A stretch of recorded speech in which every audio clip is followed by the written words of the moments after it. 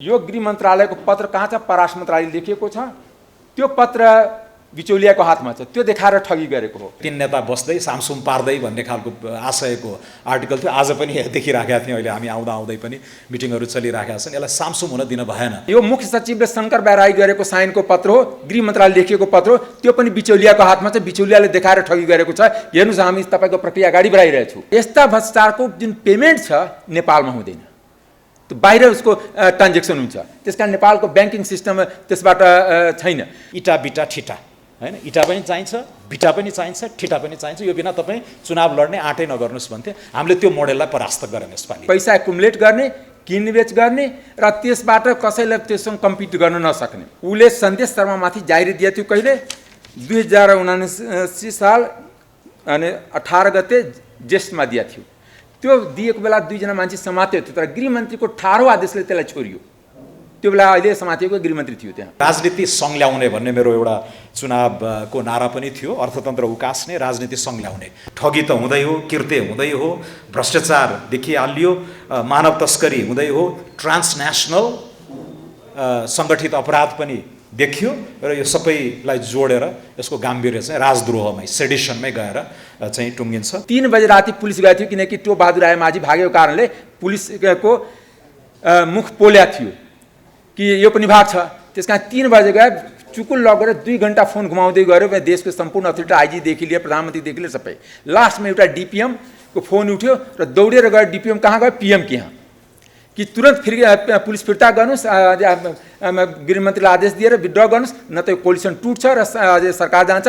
पाखुरा सुर्किँदै गयो कि यस्तो भएन भने हामी मान्दैन, पुरा पार्टी हाम्रो विरुद्धमा जान्छ। त्यो भन्दै लास्टमा पिएम कम्पेल भएर फोन पनि गर्यो होम मिनिस्टरलाई। तबसम्म पुलिसले के गरेको थियो? ढोका तोडेर अरेस्ट गरेर लगिसकेको थियो। त्यसपछि होम मिनिस्टरको रिप्लाई आयो कि त्यो त टेकु पुगिसकेको छ। अब नेपाल एउटा कुवाको भ्यागुता जस्तो होइन, आइसोलेटेड रहेन। हाम्रो यत्रो 50, 60, 70 लाख चाहिँ नेपालीहरू टेम्पोरेरीली वा पर्मानेन्टली नै माइग्रेट गरिसक्नु भएको छ। बिचौलियाले बजेट बनायो, अर्थमन्त्रीले पढिदियो र सर्वदलीय संसदीय समितिले त्यो चोख्याइदियो। किन कि सर्वदलीय भ्रष्टाचार थियो, कि सीसीटीभीमा केही राम्रोसित देखिएन। त्यो चोख्याइएको हो। पुलिसको इन्भेस्टिगेसन विदाउट ड्युरेस अगाडि बढ्नु पर्यो र द वर्ल्ड सुड वाच भनेर राष्ट्रसङ्घकै महासचिवलाई पनि मेन्सन गरिदिएर ट्विटरको सुविधा पनि हो, ट्याग गरिदिएको।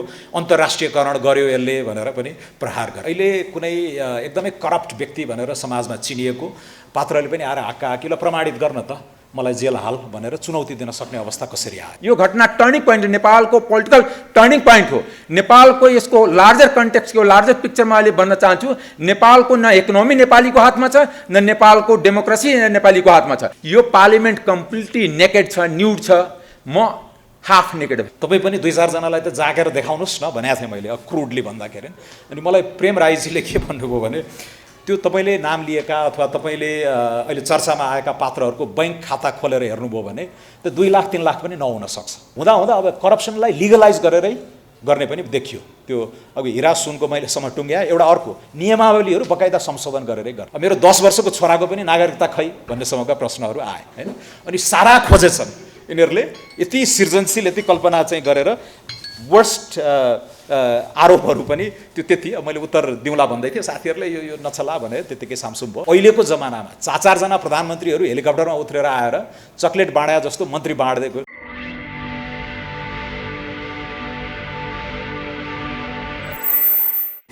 अनुभवहरू हासिल गर्ने क्रममै छु। अनि धेरैले सोध्नुहुन्छ कस्तो लागिराखेको छ, अनुभव कस्तो छ भन्दाखेरि एउटा टाइम कन्सियस चाहिँ बनाइदियो रहेछ संसदले। त्यो 1 मिनटको शून्य समयमा माइक झ्याप्प काटिने हो कि भनेर 50 सेकेन्डको मात्रै स्क्रिप्ट तयारी गर्नुपर्ने। कहिलेकाहीँ पार्टीगत हिसाबले अब हाम्रो पार्टीलाई अस्ति 22 मिनट समय आएको थियो, बाँडफाँड हुँदो रहेछ। मलाई 10 मिनट दिइएको थियो, सभापतिज्यूले 5 मिनट लिएर मलाई 10 मिनट दिनुभयो। त्यो 10 मिनटमा पनि चाहिँ कुराहरू सक्नुपर्ने।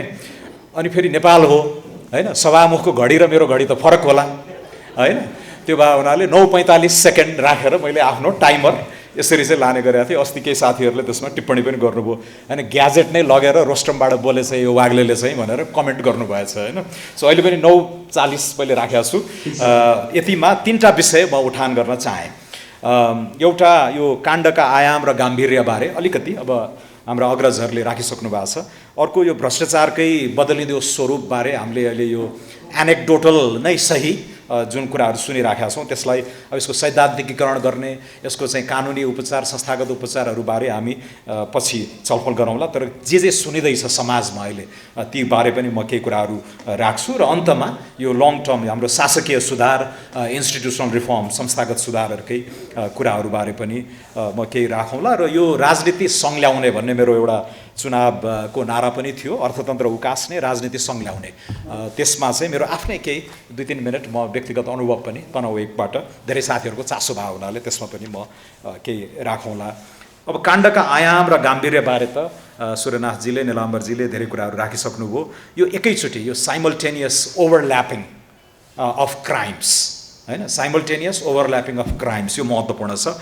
ठगी त हुँदै हो, कृत्य हुँदै हो, भ्रष्टाचार देखिहालियो, मानव तस्करी हुँदै हो, ट्रान्सनेसनल सङ्गठित अपराध पनि देखियो र यो सबैलाई जोडेर यसको गाम्भीर्य चाहिँ राजद्रोहमै, सेडिसनमै गएर चाहिँ टुङ्गिन्छ। त्यसको बारेमा धेरै व्याख्या गरिराख्नु परेन। यो सबै ऐनहरूमा, यो सबै राष्ट्रिय अन्तर्राष्ट्रिय हाम्रा अभिसन्धिहरू, हैन, हाम्रा मान्यताहरू, युनिभर्सल डेक्लेरेसन अफ ह्युमन राइट्सदेखि लिएर यो सबैमा टेकेर चाहिँ हामीले यसलाई उचाइमै पुर्याउनु पर्छ जस्तो मलाई लाग्छ। यसमा सम्बन्धित विज्ञहरूले धेरै कुराहरू राखिसक्नु भएको छ र यसको इम्प्लिकेसन चाहिँ अब नेपाल एउटा कुवाको भ्यागुता जस्तो, हैन, आइसोलेटेड रहेन। हाम्रो यत्रो 50-60-70 लाख चाहिँ नेपालीहरू टेम्पोरेरीली वा पर्मानेन्टली नै माइग्रेट गरिसक्नु भएको छ। नेपालबाट उब्जेको, हैन, सिर्जित भएको यो काण्डको र अमेरिका पठाउने, अस्ट्रेलिया पठाउने, क्यानाडा पठाउने, बेलायत पठाउने भनेपछि त्यहाँ रहेका हाम्रा नेपालीहरूको जुन उल्लेख्य उपस्थिति छ, हैन, अमेरिकाको हकमा त अब 500,000 1 मिलियनकै सङ्ख्यामा होला। अस्ट्रेलियामा पनि अहिले पछिल्लो चाहिँ समय एकदमै बढिराखेको छ, युरोपमा त्यही छ। भनेपछि त्यहाँ बसेका नेपाली मूलका चाहिँ नागरिकहरू वा नेपाली नागरिकता अहिले नै राखिरहेका त्यहाँ टेम्पोरेरीली बसेका साथीहरूको लागि पनि यो असाध्यै यो डिग्निटीका कुराहरू, सम्मानका कुराहरू भइहाल्यो। अब राष्ट्रकै क्रेडिबिलिटीको विषय पनि यसमा आछ, त्यसैले यसलाई सामसुम हुन दिन भएन। मैले अस्ति एउटा ट्विट पनि गरेँ, कान्तिपुरको एउटा हेडलाइन थियो, 3 नेता बस्दै सामसुम पार्दै भन्ने खालको आशयको आर्टिकल थियो। आज पनि देखिराखेका थियौँ, अहिले हामी आउँदै पनि मिटिङहरू चलिराखेका छन्। यसलाई सामसुम हुन दिन भएन भनेर चाहिँ मैले ट्विट गरेका थिएँ कि यो पुलिसको इन्भेस्टिगेसन विदाउट ड्युरेस अगाडि बढ्नु पर्यो र द वर्ल्ड सुड वाच भनेर राष्ट्रसङ्घकै महासचिवलाई पनि मेन्सन गरिदिएर ट्विटरको सुविधा पनि हो, ट्याग गरिदिएको। अन्तर्राष्ट्रियकरण गर्यो यसले भनेर पनि प्रहार गर्यो। अन्तर्राष्ट्रिय क्राइम नै हो, अन्तर्राष्ट्रियकरण भइसकेको विषयलाई हामीले खालि अलिकति अलर्ट बनाइदिनको लागि यी कुराहरू राख्यौँ। यसमा मैले यति मात्रै भने, यो क्रेडिबिलिटी, राष्ट्रकै क्रेडिबिलिटीको विषय भएको छ र हाम्रो यो डायस्पोरासँग पनि जोडिएको विषय इत्यादि भयो र मल्टिपल यो ओभरल्यापिङ क्राइम्सको विषय भयो हुनाले यसलाई सामसुम हुन दिन भएन। नम्बर 2, यो करप्सनकै स्वरूप। अहिले कुनै एकदमै करप्ट व्यक्ति भनेर समाजमा चिनिएको पात्रले पनि आएर हाक्काहाकीलाई प्रमाणित गर्न त मलाई जेल हाल भनेर चुनौती दिन सक्ने अवस्था कसरी आयो, हैन? पुरानो करप्सनको विधि थियो, गएर नगद ट्रान्सफर गरिन्थ्यो होला, तक्यामुनि राखिन्थ्यो होला, चाहिँ अथवा खाडाले गाडेर राखिन्थ्यो होला, सूचना, उपयुक्त सूचना सुराकीको भरमा गएर उत्खनन गरेर प्रमाणित गर्न सकिन्थ्यो होला। बिस्तारै अब हाम्रो इकोनोमी सोफिस्टिकेटेड हुँदै गएपछि अब अहिले सेयरका कुराहरू आउन थाले। हाक्काहाक्की क्यासको ट्रान्ज्याक्सन नहुने, फलानो को नाममा सेयरहरू राखिदिने इत्यादि, हैन? मलाई 1.5 वर्ष अगाडि एकजना अहिले राम्रै ठाउँमा पुगेका एउटा सार्वजनिक व्यक्तिले एउटा कुनै घरानाको एउटा सदस्यको बारेमा 14-15वटा उसको चाहिँ कम्पनी रजिस्ट्रार कार्यालयमा कुन कम्पनीमा सेयरहरू छन् भनेर त्यो लगत नै लिएर आएर देखाएका पनि थिए। भनेपछि त्यो अलिकति सोफिस्टिकेसन भयो। गत मङ्सिर 4को चुनाव अगाडि एउटा प्रतिष्ठित सम्पादकले नै आफ्नो अनलाइनमा लेख्नुभयो, हैन, टिकट पाए बापत फलानोको नाममा यति रोपनी जग्गा पास भनेर। यो के, लुक एट द एभोल्युसन, हैन, यो स्वरूप के भनेपछि हाक्काहाकी त्यो भ्रष्ट व्यक्ति आएर मलाई प्रमाणित गर्न त भन्न सक्ने अवस्था किन आइराखेको छ भनेपछि we have to catch up legally पनि इत्यादि यो कुराहरूले पनि क्याचअप गर्नु पर्यो। र पछिल्लो समयमा त यो क्यास पनि रिस्की भयो, सेयर पनि अब कम्पनी रजिस्ट्रारबाट चुइएला। अब हिरा र सुनमा गयो अरे, back to good old days. सुन र हिरा भयो त ट्रेसेबिलिटी भएन नि, कागज छैन, पेपरवर्क छैन, ब्याङ्कमा राखेको छैन, तर मूल्य त छ, हैन? सो हिरा र सुनमा पनि पुग्यो भन्ने चाहिँ मलाई पछिल्लो समयमा आछ, हैन? त्यसैले यी कुराहरू चाहिँ एकदमै महत्त्वपूर्ण छन् र मलाई लाग्छ अघि सूर्यनाथजीको पालामा भएका काण्डहरू उहाँले केही प्रमुख चाहिँ राजनीतिज्ञहरूलाई उहाँको पालामा चाहिँ दण्डित पनि भए होइन। अहिले त्यस बेला दण्डित भएका एक दुईजनाले ट्विट गरेको पनि मैले देखिराखेको छु होइन। यो आम्दानी र खर्चको जुन विधिबाट होइन करप्सनको हैसियत र करप्ट पर्सनको हैसियत वा करप्सनको मात्राबारे जुन विधि अपनाइएको थियो त्यो नै मापदण्ड अहिले लागू गर्ने हो भने धेरै मानिसहरू जेल पर्छन् भन्ने कुराहरू पनि आएका छन् र यसलाई कसरी प्रुभ गर्ने इत्यादिमा पनि अलिकति चुनौतीपूर्ण यो छ। मैले प्रमुख आयुक्तसँगै बसेको थिएँ, सूर्यनाथजीको पालामा यस्तो यस्तो भयो, तपाईँ पनि 2-4जनालाई त जागेर देखाउनुहोस् न भनेको थिएँ मैले क्रुडली भन्दाखेरि। अनि मलाई प्रेम राईजीले के भन्नुभयो भने त्यो तपाईँले नाम लिएका अथवा तपाईँले अहिले चर्चामा आएका पात्रहरूको बैंक खाता खोलेर हेर्नुभयो भने त्यो 2 लाख 3 लाख पनि नहुन सक्छ। सो यो इभल्भिङ के होइन। त्यसैले हाक्का हाक्की आएर ल प्रमाणित गर मलाई जेल छोड ठोक्न त भन्न सक्ने अवस्थामा यस्ता महाभ्रष्टहरू हुन सक्ने यो किन हाम्रो यो लिगल सिस्टमले क्याचअप गर्न सकेन होइन। सो यो कुराहरू चाहिँ एकदमै महत्त्वपूर्ण छ र आगामी सुधारका कुराहरू गर्दाखेरि यसमा हामीले ठुलै भूमिका खेल्नुपर्ने हुन्छ। एउटा स्टिङ अपरेसन थियो, एउटा अकाट्य विधि, अख्तियारकै पैसा लिएर आएर होइन अनि त्यो ट्रान्ज्याक्सनको बेलामा रङ्गे हात पक्राउ भनिन्थ्यो, त्यसलाई पनि कोर्टले इलिगल गरेछ भने यो संस्थागत कब्जाको विषय कति गहिरिएर आइसकेको छ। यी भ्रष्टहरूले कोर्टलाई नै इन्फ्लुएन्स गरेर त्यो विधि चाहिँ अमान्य भनेर भनिदिएको छ। अनि मैले के गर्ने त अब भन्दाखेरि यदि शङ्का लाग्यो कसैलाई अख्तियारसँग अनुमति ल्याएर आफ्नै 10-20 लाख कतै ऋण गरेर लिएर आएर होइन अख्तियारको स्वीकृतिमा अनि स्टिङ अपरेसन कसले गर्छ? त्यो लफडा त्यो हैरानीतिर त्यो झन्झटतिर कसैले पनि गर्दैन। भनेपछि यो हामीले क्लिनअप यो चोख्याउने कामतिर होल रेजिम नै करप्सन फ्रेन्डली बनाइरहेका छौँ कि भन्ने प्रश्न एकदमै टड्कारो रूपमा आइराखेको छ। तेस्रो चाहिँ संस्थागत रिफर्मकै कुरा हो। अहिलेको अख्तियारले हामीले सोचेको जस्तो होइन करप्सन कन्ट्रोल गर्न सक्छ? राजनीतिक नेताहरूले संवैधानिक परिषदमा बसेर भागभण्डा गरेर तैँले प्रमुख आयुक्त लि म 2टा आयुक्त लिन्छु यसरी बाँडेर गर्ने विधिबाट यो कन्फ्लिक्ट अफ इन्ट्रेस्टका कुराहरू त्यहाँनिर असाध्यै इम्पोर्टेन्ट छ। यसमा केही बसहरू कहिलेकाहीँ आउँछन् फेरि सेलाउँछ हामी कहाँ, लोकपालको मोडलमा जाने हो कि सिधै पार्लियामेन्टतिर अकाउन्टेबल बनाउने विधितिर जाने हो कि यो जुन संस्थागत कब्जा अब हुनुपर्ने थियो सेपरेसन अफ पावर्स होइन जुडिसियरी लेजिस्लेचर एक्जिक्युटिभको, हामी कहाँ त्यो भएन। अब चिफ जस्टिसकै चोलेन्द्रको टाइममा त्यत्रो काण्डहरू हामीले देख्यौँ होइन। यो ब्लड हुन थाल्यो कि त्यसैले के हो त उपचार, यसको उन्नत चाहिँ अर्को एक्सन के हुन सक्छ भन्ने कुराहरू हामीले हेर्नुपर्ने हुन्छ। र अहिले अघि करप्सनकै स्वरूपमा पनि अहिले हुँदा अब करप्सनलाई लिगलाइज गरेरै गर्ने पनि देखियो। त्यो अघि हिरा सुनको मैले टुङ्ग्याएँ, एउटा अर्को नियमावलीहरू बकाइदा संशोधन गरेरै गर्ने होइन। सार्वजनिक खरिद नियमावली चैतमा संशोधन गरेको छ, 12औं संशोधन, असारमा आएर 13औं संशोधन गरेको छ। बकाइदा लिगल्ली एकदमै मेटिक्युलस तरिकाले करप्सन गर्ने ताकि कोही नफस्ने त्यो खालको चाहिँ देखिराखेको छ। अहिले सेभोनको बारेमा धेरै प्रश्नहरू उठिराखेका छन्। यो ग्रान्ड चाहिँ यो सेटिङका कुराहरू होइन धेरै अगाडिदेखि आइराखेका छन्। त्यसैले यो ऐन दफा होइन हरेकमा चाहिँ हामीले त्यो डुबेर यो इन्भेस्टिगेटिभ जर्नलिजमको महत्त्व यहाँ पनि चाहिँ अहिले देखिराखेको छ। 1.5 मिनट बाँकी छ। म अलिकति अब यो सबै कुराहरू होइन यो काण्डका आयामहरूबारे करप्सनकै स्वरूपहरूबारे वी निड टु क्याचअप र इन्स्टिट्युसनल रिफर्म्समा नयाँ सिराबाटै बहस सुरु पर्ने भएको छ। किनकि भ्रष्टहरू are on average much more smarter and intelligent than the rest of अस।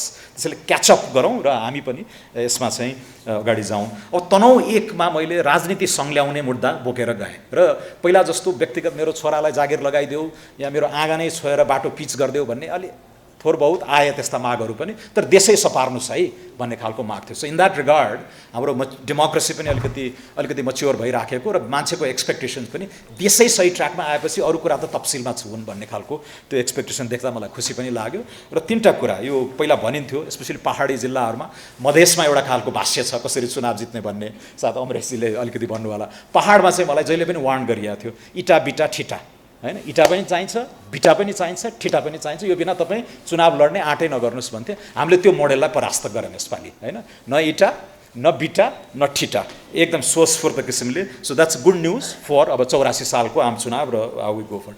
अर्को यो पोजिटिभ एजेन्डा र नेगेटिभ एजेन्डा, मैले मेरो विपक्षीहरूको नामै लिएन उच्चारणै गरिनँ होइन। अर्कोपट्टि प्योरली नेगेटिभ, मेरो 10 वर्षको छोराको पनि नागरिकता खै भन्नेसम्मका प्रश्नहरू आए होइन।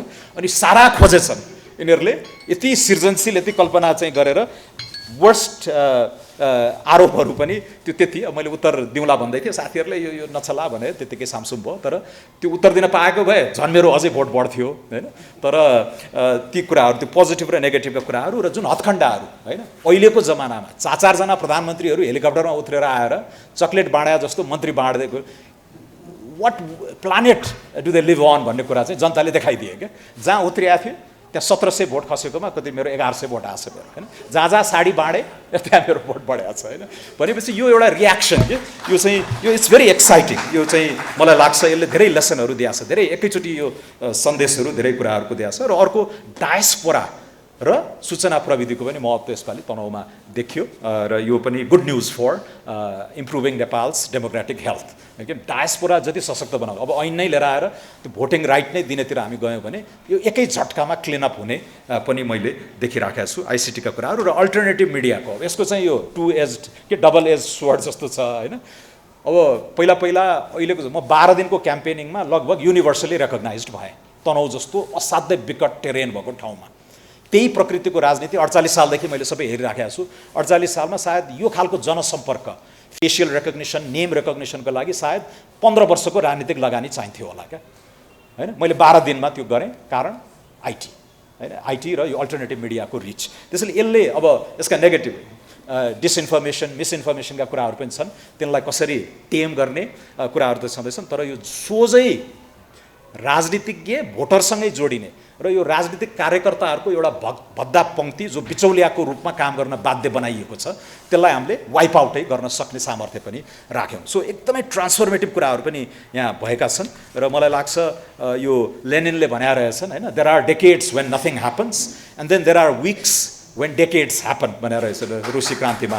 मलाई लाग्छ यो चैत 15मा मैले नेपाली कङ्ग्रेसबाट नैतिक विद्रोह गरेर निस्केँ।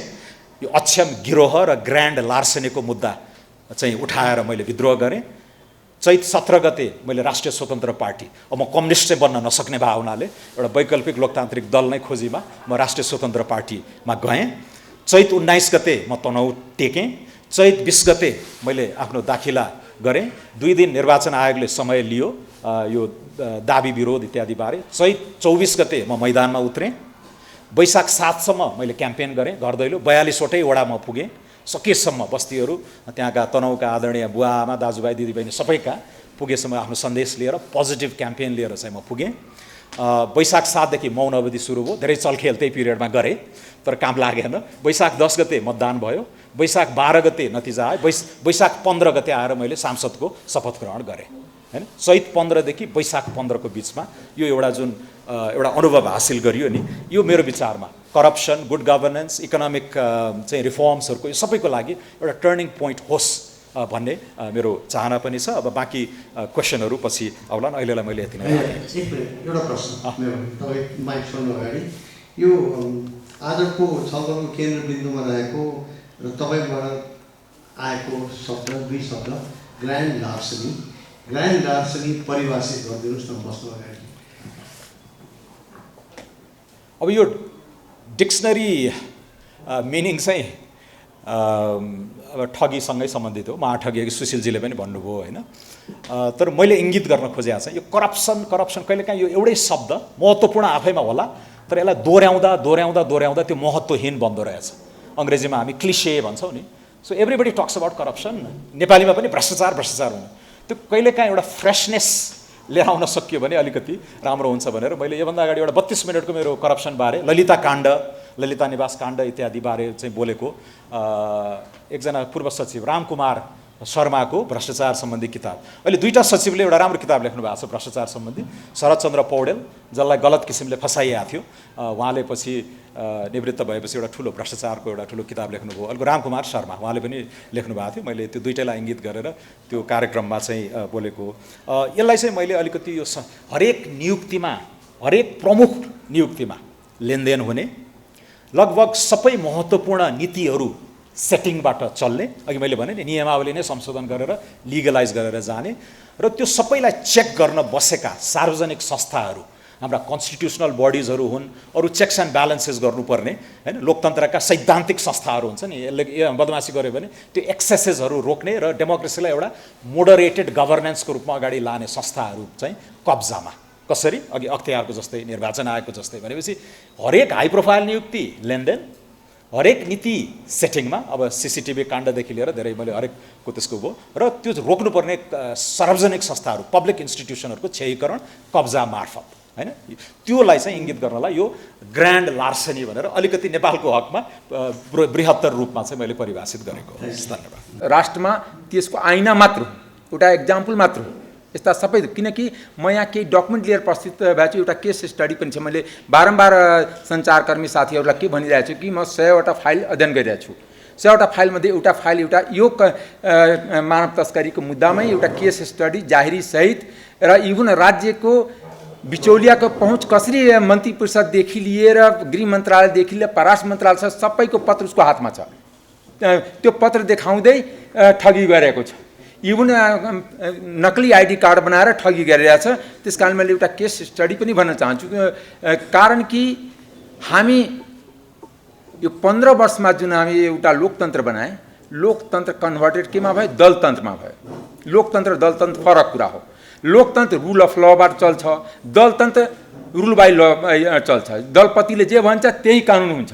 त्यो हाम्रो दलतन्त्रमा कन्भर्ट भएको छ। म यहाँ सम्पूर्ण बुद्धिजीवी साथीहरूलाई म के आग्रह गर्न चाहन्छु भने हाम्रो लोकतन्त्र होइन। किन 15 वर्ष म लगातारै सांसद भइरहेको छु, त्यस कारणले म त्यहाँ देखिरहेको छु कसरी दलपतिले कब्जा गरेको छ। दलपति कब्जा गर्ने एउटै टुल हो, इफेक्टिभ टुल, करप्सन गर्ने, पैसा एकुमुलेट गर्ने, किनबेच गर्ने र त्यसबाट कसैलाई त्यससँग कम्पिट गर्न नसक्ने। होल अथोरिटी करप्सनमा इन्भल्भ छ। मैले यो करप्सनको इस्युले त्यस कारणले हामी युएनको एउटा मेम्बर पनि हो। यो इभन यो करप्सनको कारणले खास गरी भुटानिज रिफ्युजीको स्क्यामको कारणले जो नेपालीहरू ड्यू प्रोसेसबाट बाहिर गएछ त्यसमाथि पनि क्वेसन र सस्पिसन डाउट भइरहेछ। र पहिला जुन लिगल प्रोसेसबाट भुटानिज शरणार्थी रिफ्युजी गएछ त्यसमाथि पनि क्वेसन उठिरहेछ। किनकि अमेरिकामै एफबिआईहरूले इन्भेस्टिगेसन स्टार्ट गरेछ जो सुनिन्छ। त्योभन्दा पनि मैले के भन्न खोजेको भने यसमा सानो माछा मात्र समातिएको छ। यदि पूर्व गृहमन्त्रीलाई ठुलो माछा भनिन्छ भने यो सञ्चारकर्मी अथवा हाम्रो बुद्धिजीवीहरूको भुल हुनेछ। म तपाईँलाई यसमा कारण बताउन चाहन्छु। योभन्दा पहिला अहिलेको जुन आइजी हुनुहुन्छ उहाँ एसएसपी हुनुहुन्थ्यो। एउटा जाहेरी छ, जाहेरी दिएको मान्छेको नाउँ छ रामकुमार रेग्मी, दाङको मान्छे हुन्। उसले सन्देश शर्मामाथि जाहेरी दिएको थियो कहिले? 2079 साल अनि 18 गते जेष्ठमा दिएको थियो। त्यो दिएको बेला 2 जना मान्छे समातेको थियो, तर गृहमन्त्रीको 18औं आदेशले त्यसलाई छोडियो। त्यो बेला अहिले समातेको गृहमन्त्री थियो त्यहाँ। त्यो बेला एसएसपी उहाँ नै हुनुहुन्थ्यो, अहिलेको आइजी। दोस्रो कुरा मैले के भन्छु भने त्यसले कसरी पैसा लिएछ? प्रोसेसिङको लागि सबैसँग पहिला 5 लाखको दरले लिन्थ्यो। यहाँ पैसाको सबै दिएछ, उसको व्हाट्सएप मेसेज पनि मैले सबै स्क्यान गरेर ल्याएको छु। इभन बढी प्रेसर दिएपछि इलेक्सनको दरमियान त्यो व्यक्तिहरू गयो गृहमन्त्रीकै कन्स्टिट्युन्सीमा कि हाम्रो पैसा दिलाइदिनुहोस्। उसले भन्यो अलि हल्लै नगर्नुहोस् न, चुनाव हार्छु, चुनाव पछि म यो दिलाउने प्रक्रिया सुरु गर्छु। किनकि डाइरेक्ट संलग्नता छ। यहाँ तपाईँलाई म बताउँछु, केही म डकुमेन्ट यहाँ देखाउन चाहन्छु। हेर्नुहोस्, यो गृह मन्त्रालयको पत्र कहाँ छ? परराष्ट्र मन्त्रालयले लेखिएको छ। त्यो पत्र बिचौलियाको हातमा छ। त्यो देखाएर ठगी गरेको हो।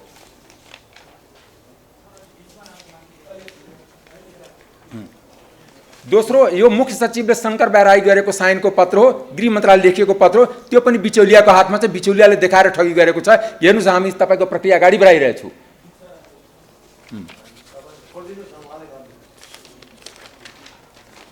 यो यस्तै आइडी कार्ड बनाएर कि हामी फलानु फलानुको बनाइरहेछौँ, तपाईँको बनाउँछु, त्यो ठगी गरिरहेको छ।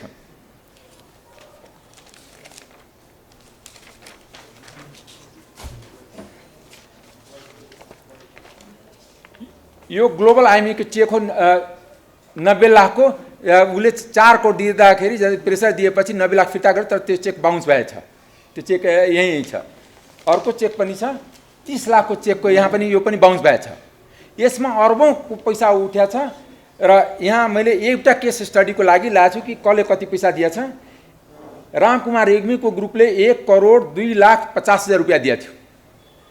विराज पाण्डेले 20,000 दिएको थियो। डम्बर खत्रीले 15,50,000 दिएको थियो। यज्ञ ओलीले 20 लाख दिएको थियो। समीर लामछानेले 15 लाख दिएको थियो। गौतम गिरीले 20 लाख दिएको थियो। सुजल केसीले 25 लाख दिएको थियो। चन्द्र बहादुर खड्का 20 लाख दिएको थियो। यस्तै मैले यहाँ लिस्टै छ। यो मेरो डकुमेन्ट होइन, यो प्रहरीमा अपराध अनुसन्धानमा दिएको जाहेरीको कपी म यहाँ लिएर आएको छु।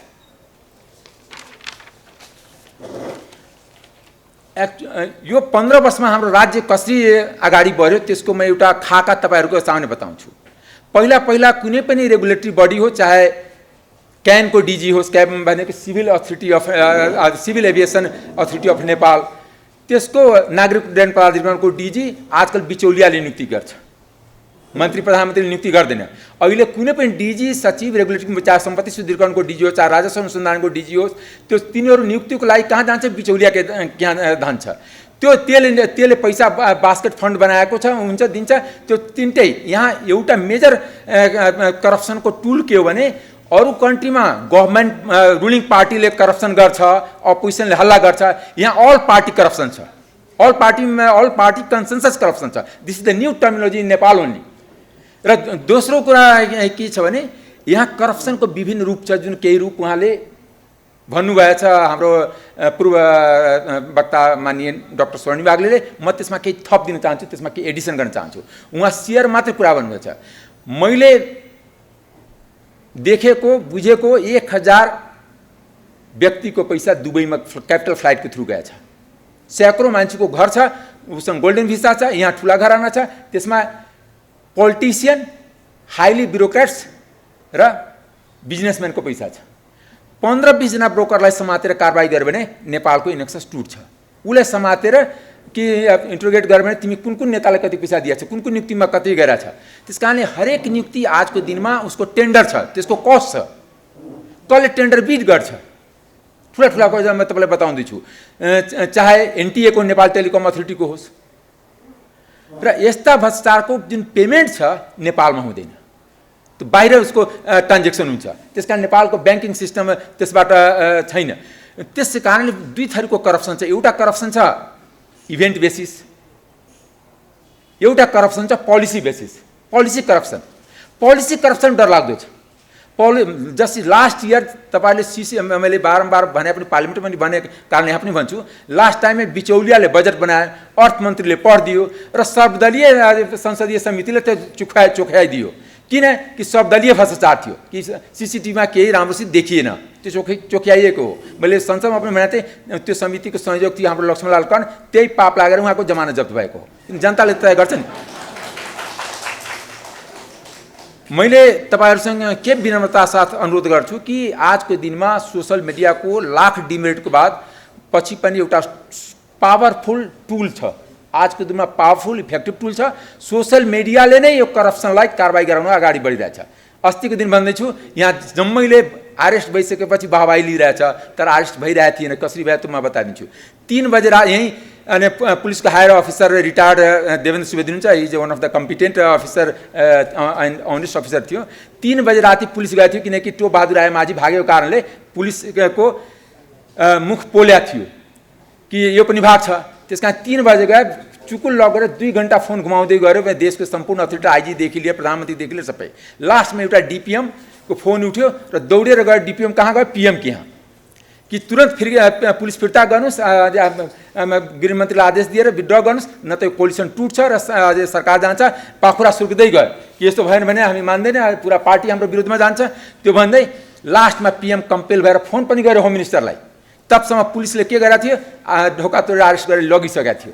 त्यसपछि होम मिनिस्टरको रिप्लाई आयो कि त्यो त टेकु पुगिसकेको छ। त्यो नपुगेको भए त्यो दिन। त्यस कारणले यो घटनामा यदि हामी सञ्चार माध्यमलाई म विशेष अनुरोध गर्न चाहन्छु, तपाईहरू सजग रहनु। यहाँ नागरिक समाजको सतर्कता र यसलाई वाच गर्ने टेन्डेन्सी रहेन भने यो त्यतिकै थाम्थुम हुन्छ। यो 3 दलको नेता, शीर्ष नेताको मिटिङै त्यसैको लागि हुन्छ, कसरी यसबाट निस्किने। किनकि यो अगाडि बढ्यो भने अहिलेको एक्जिस्टिङ लिडरसिप, 3टी पार्टीको लिडरसिप स्टेकमा छ। न्यू लिडरसिप इमर्ज हुन्छ। यो घटना टर्निङ पोइन्ट, नेपालको पोलिटिकल टर्निङ पोइन्ट हो। नेपालको यसको लार्जर कन्टेक्स्टको लार्जर पिक्चरमा अहिले भन्न चाहन्छु, नेपालको न इकोनोमी नेपालीको हातमा छ, न नेपालको डेमोक्रेसी नेपालीको हातमा छ। दुईटै डेमोक्रेसी पनि विदेशीको हातमा कन्ट्रोल छ। किन कन्ट्रोल छ? इन्डाइरेक्टली, किन लिडरहरू तिनीहरूको टुल्स छन्, तिनीहरूको इन्फ्लुएन्समा काम गर्छन्, तिनीहरूको इन्ट्रेस्टमा काम गर्छन्। र दोस्रो, इकोनोमी पनि जुन रियल नेपाली छ उसको हातमा छैन।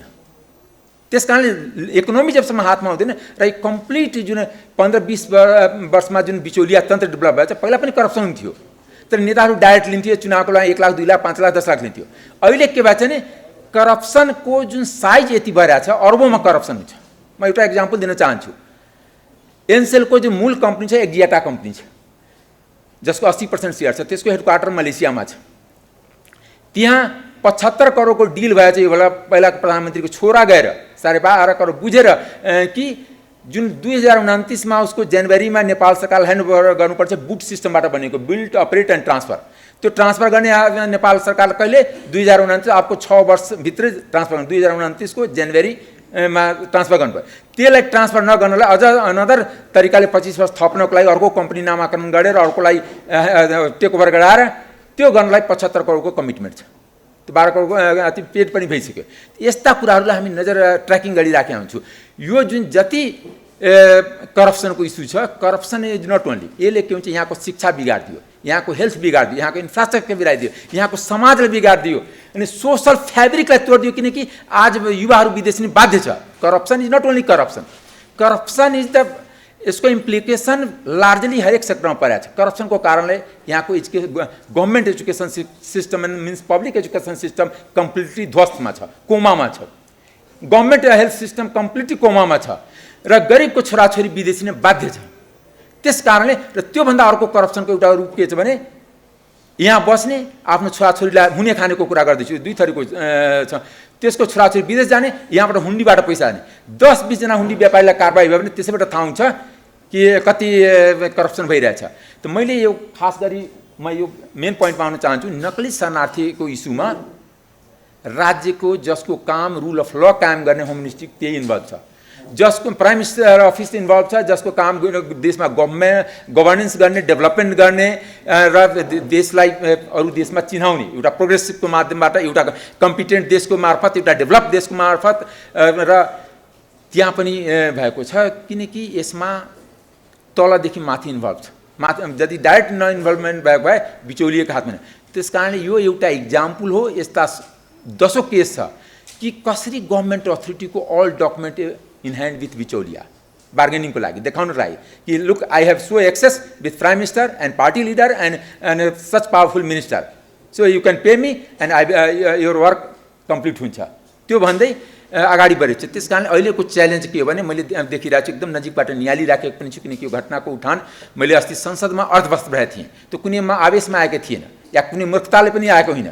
म एउटा पढे लेखेको बुद्धिजीवी हो, तर मैले एउटा फ्रेस छ पोलिटिकल साइन्समा पार्लिमेन्ट्री डेमोक्रेसीको लागि। यो पार्लिमेन्ट कम्प्लिटली नेकेड छ, न्युड छ, म हाफ नेकेड भएँ। किनकि पार्लिमेन्टले त्यसको पनि म भन्दिनँ चाहिँ यहीँ हाम्रो वहीँ स्वर्णिमजीसँग नि भेट्न गएको थिएँ। आज संसदलाई बोल्ने छैन, पहिले डिसिजन गरिसकेका थियो। एउटा पार्लिमेन्टमा एउटा कमिटी हुन्छ, त्यसलाई कार्य व्यवस्था समिति भन्छ कि दलहरूका आज सांसदहरूलाई बोल्न नदिने, करप्सन केसमा बोल्न नदिने। मतलब मैले भने कि म त्यस्तो स्ल्याब होइन कि राष्ट्रपतिको पत्र सुन्नको लागि यहाँ आएको। म त मेम्बर अफ पार्लिमेन्ट हो, जनताको प्रतिनिधि, मलाई त्यो विषयमा बोल्न दिनुपर्छ। सभामुखले श्रीमती एक दिन त हल्ला गरेर बोल्यो, अर्को दिन पनि पहिले उहाँहरू निर्णय गर्नुहुन्छ। किनकि यो अल पार्टी करप्सनलाई ढाकछोप पार्लिमेन्टबाट नै हुन्छ। तपाईँले पार्लिमेन्टलाई जुन भन्नुहुन्छ कि एकदम अटोनोमस छ, पिपुल रिप्रेजेन्टेटिभ छ, आई डोन्ट फिल द्याट। किनकि नेपालको पार्लिमेन्ट आफैमा सबभन्दा विकेस्ट पार्लिमेन्ट हो, निरी हो र दलपतिको खुट्टासँग बाँधिएको हो। अनि किनकि त्यो दलपतिले डिसाइड गर्छ कि उसको इन्ट्रेस्टबाट चल्छ, हात उठाउने मात्र पार्लिमेन्ट हो। संयोगले मैले यसपालि इन्डिपेन्डेन्ट हुन पाएँ, न त यदि म पनि काङ्ग्रेसको पार्लिमेन्टेरियन भएको भए यो बोल्न पाउँथेन या सत्य जनताको अगाडि राख्न पाउँथेन। दोस्रो क्रममा आफ्नो पर्सनल कन्टेक्स्टमा पनि भन्न चाहन्छु कि हिजो कमरेड सिंह मैले भनिसकेको छु कि नोमिनेसन जुन 2079 को यसपालिको मेम्बर अफ पार्लिमेन्टको रूपमा मैले प्रतिनिधि सभाको सदस्यको रूपमा नोमिनेसन दिँदाखेरि त्योभन्दाको पहिला अमरेश सिंह मरिसकेका छ। त्यसको श्राद्ध पनि तपाईँहरू हिन्दू मेथडबाट गर्दा हुन्छ। तर त्यो पहिला अमरेश सिंहको खुबी के थियो कि स्टेट क्राफ्टलाई म नजिकबाट निहालिएको छु, देखेको छु कि how much foreign intervention in Nepal, how much leaders are corrupt as well as loyal to the foreigners, not loyal to the people and country.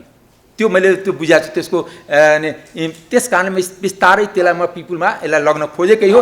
किनकि बाँकी जीवन देश र जनताप्रति म समर्पित गरेको छु, चाहे 1 दिन बाँचौँ, 1 मिनट बाँचौँ, चाहे 10 वर्ष बाँचौँ। त्यस कारणले मैले यसको केही पाटो बिस्तारै अध्ययन गर्दै विथ डकुमेन्ट, जस्तै आज म डकुमेन्ट समेत लिएर आएको छु, त्यस्तै म हरेक केसको स्टडी के दुबईमा कतिजना घर छ, कतिजनाले 5 इयर्सको गोल्डन भिसा लिएछ, 5 इयर्सको गोल्डन भिसाको मतलब के हुन्छ भने 5 वर्षमा ऊ हजारौँ चोटि लाखौँ चोटि जान पाउँछ। त्यसको शर्त के छ भने $25,000 को त्यहाँ इन्भेस्टमेन्ट हुनुपर्छ। त्यहाँ त्यो 2019 मा त्यो एक्ट चेन्ज भएको। पहिला के थियो फ्ल्याट किन्न पाउँथ्यो दुबईमा, अहिले विल्ला पनि किन्न पाउँछ, ल्यान्ड सहित किन्न पाउँछ। त्यो पनि त्यो बेला एमेन्डमेन्ट भयो। त्यस कारणले हाम्रो जुन करप्सनको डेस्टिनेसन आजको दिनमा सिङ्गापुर छ, कम्बोडिया छ, इभन समहाउ लाओस छ, दुबई छ, कुछ अफसोर कन्ट्रीहरू छन्, ब्याङ्कक छ।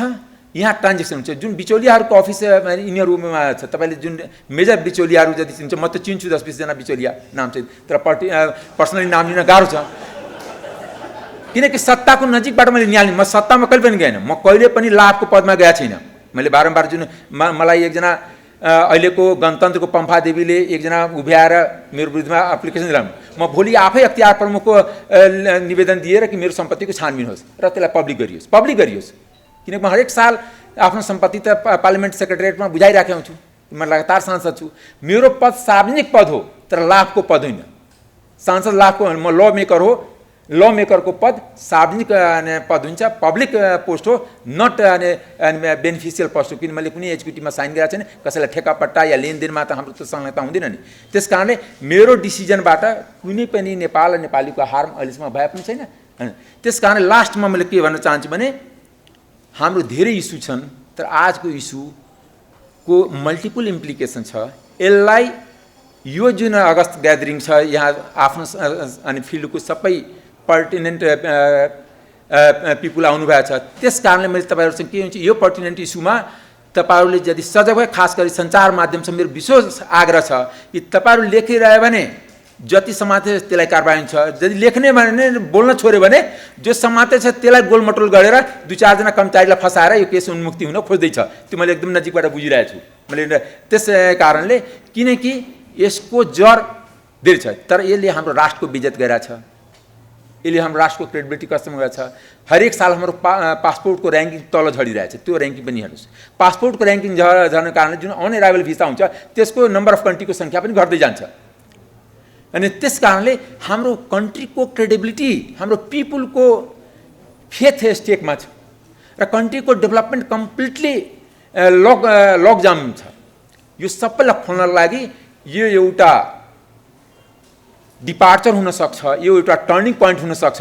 यो टर्निङ पोइन्टमा तपाईँहरूको मार्फत सम्पूर्ण नेपालीलाई आह्वान गर्न चाहन्छु कि हामी सबै एकजुट हौँ र सदनबाट यसको छनौट, सदनको मार्फत यसमा न्याय हुँदैन।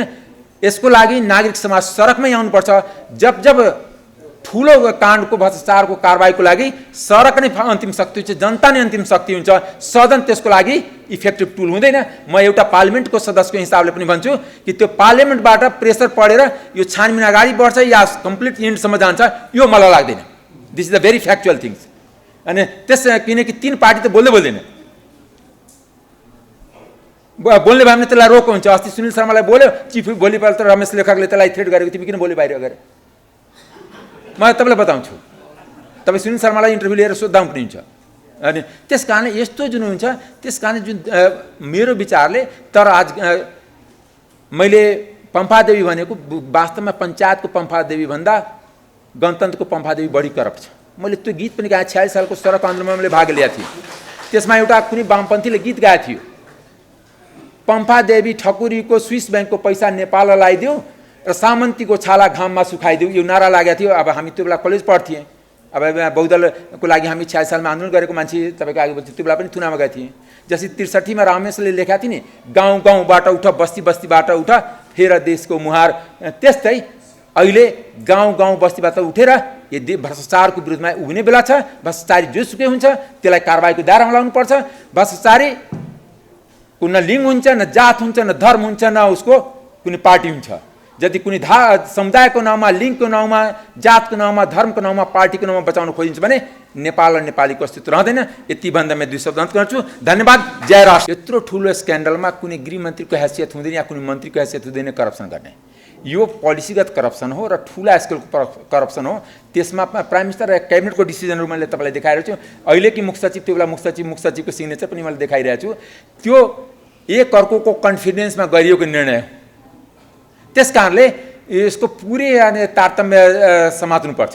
जसरी अहिलेकै गृहमन्त्रीको नजिकको मान्छेहरूलाई समात्यो भने त्योभन्दा झन् त्यो बाहिर जान्छ। मैले कहाँ लग्न खोजेको भने इन्भेस्टिगेसनको दरमियान जसरी यहीँ मैले भने कि देवेन्द्र सर हुनुहुन्छ कि जसले पोल्छ, जस्तै कुनै क्रिमिनलले कुनै मर्डरले पोल्छ कि अमरेश सिंह पनि संलग्नता छ भने अमरेशलाई पनि समातेर इन्ट्रोगेट हुन्छ नि, त्यस्तै त्यहाँ पोलिरहेछ त्यसलाई बिहान चाहिन्छ। मैले एउटा बिहानको इक्जाम्पल दिन चाहन्छु। यहीँ अख्तियार पूर्व अख्तियार प्रमुख पनि हुनुहुन्छ। एउटा रनियार भिसी थियो धरानको डक्टर रनियार, उसले बयान दिएको थियो कि मैले 7 करोड फलाउने नेतालाई दिएँ र मेरो नियुक्ति भयो। त्यो बयानको पन्ना नै अख्तियारको प्रमुख र त्यहाँ सहसचिव मिलिमतोमा निकालिएको छ। त्यो एकजना यहीँ आइबिटनेस हुनुहुन्छ, उहाँलाई थाहा छ, पुरञ्जनजीलाई थाहा छ कि त्यो पन्ना निकालेको नै। यहाँ पनि अस्ति के गरिरहेको थियो भने मैले पुलिसको हाई अथोरिटी एआइजीको लेभलबाट मलाई आएको थियो कि बयान चेन्ज गराउने कोसिस भइरहेछ सरकारी वकिलको लाई प्रभावित पारेर। त्यस कारणले यो सबै कुरालाई हामी नजिकबाट निहालिरहेछौँ। त्यस कारणले पुलिसलाई पनि आफू मन छैन, बाध्यताले गरिरहेछ। मन भएको भए यही आइजी एसएसपी हुँदाखेरि दुईजनालाई किन गृहमन्त्रीको दबावमा छोड्यो। अस्ति नकोपरेट गरेपछि एआइजीलाई हातमा लिन कोसिस, मेट्रोको जुन एआइजी श्याम गेवालीलाई हातमा लिएको हो। त्यस कारणले प्रधानमन्त्रीको पनि बाध्यता छ। प्रधानमन्त्री थुनिसकेपछि त्यसलाई कसरी छोड्ने। त्यस कारणले यो सम्पूर्ण बाध्यात्मक स्थितिमा चलिरहेछ। स्टेट एकदम रिफर्म भएर अगाडि बढिरहेछ, यो नसोच्दा हुन्छ। मेरो यति मात्र आग्रह। मेरो दोस्रो प्रश्न यो छ कि तपाईँले घरिघरि ठाउँमा घरिघरि त नभनौँ, तपाईँले ठाउँमा भन्नुभएको छ अमरेशजी कि पुरानो अमरेश कुमार सिंहको दाह संस्कार भइसक्यो, अब यो नयाँ अमरेश भन्नुभयो नि। अब यो भेलालाई तपाईँ एकदम आश्वस्त पारिदिनुहोस् कि हामीले पहिला हेर्दाखेरि पुरानो अमरेश त सत्ताकै एक पाटो थियो, एक सदस्य थियो। तपाईँले भर्खर भन्नुभयो कि होइन भनेर, तर अब आउँदा दिनमा तपाईँ चाहिँ नि एकदम नयाँ अमरेश भएर जागेकै हो त, उदाहरण हो त। कनकजी, तपाईँलाई म प्रश्न के पारिदिएँ भने म सत्ताको पाटो थिएन, म मन्त्री थिएन, प्रधानमन्त्री थिएन, तर सत्ताको म हरेक राम्रा नराम्रा कामको आई विटनेस थिएँ। जसरी म डिलमा बसेर हेरिरहेको थिएँ कि के भइरहेछ, मेरो आँखाबाट कति इल थिङ्सहरू भएको छ म देखेको छु, त्यसको आई विटनेस हो। म इन्भल्भ या सिग्नेटरी होइन या डिसिजन मेकर होइन। न म पार्टी प्रेसिडेन्ट भएको छु, न प्राइम मिनिस्टर भएको छु, न इभन मिनिस्टर पनि भएको छु नि। This is the 4th time in the parliament. त्यस कारणले म एजुकेटिभ थिएन, तर I am close I witness of the every corruption, big करप्सनहरूको इभन जुन मेजर इल थिङ्स भएको छ जुन 15 वर्षमा, यो बिचौलिया तन्त्रको म एकदम नजिकबाट निहालेको पनि छु, अध्ययन गरेँ as a student, as a researcher. किन मैले पिएचडी खालि आइआरमा गरे होइन, यहाँको करप्सनमा म पिएचडी गर्न चाहन्छु। जुन दिन करप्सनको सबै फाइल 100 फाइल्समा यहाँ लाउँछु, त्यो दिन मेरो पिएचडीको डिग्री सफिसियन्ट छ। Thank you.